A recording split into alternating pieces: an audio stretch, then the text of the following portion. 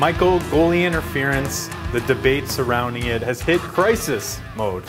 I don't know what goalie interference is. I don't think you do. I don't think GMs do. I don't think coaches do.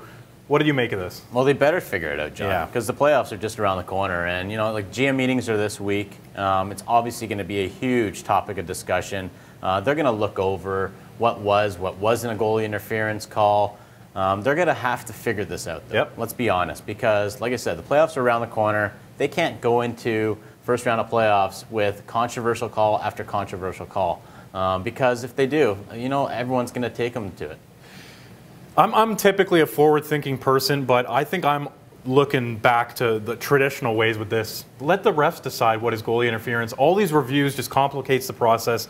There's so much gray area that, in my opinion, go back to just the guy on the ice decides and you live with it. Like it's become this whole long process, and you're slowing down frames, and you're not getting rid of video review. Let's be honest. But hopefully not for goalie interference.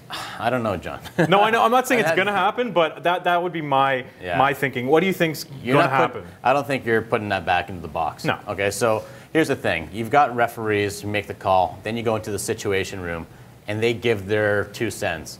Either take it right out of the referee's hands and say, situation room, same group of 5 guys, make the decision. Somehow along the way, I think you're going to get some consistency. Yep. That being said, it is a gray area, like you said.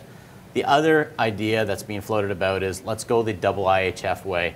If a foot's in the crease, you blow the whistle. You say, guys, you know what? We're just going to blow the whistle right now, and there's going to be a face-off, and that way you sort of avoid all these controversial calls. The only thing is, if you want to have an offensive league, you're going to take away a lot of potential goals that way. Double IHF route is very extreme, and I feel like it's extreme, but is it maybe what we need after what we've seen this year? Maybe. But, you know, when coaches like Mike Babcock and Mike Sullivan are coming out and talking about it, you know that the league knows that this is a pressing issue that needs to be handled accordingly. Yeah, and the other big problem is, you mentioned Mike Babcock. Okay, it's Toronto, and Toronto's been at the forefront of this more times than any other team. So we're not talking about Carolina, we're not talking about Dallas, we're not talking about some teams that really don't push the needle. We're talking about Edmonton, Toronto, Pittsburgh, and I think that's a big problem. And I think that's what we're trying to figure out is this an actual NHL-wide problem, or is this a problem because it's happening in the center of the hockey universe?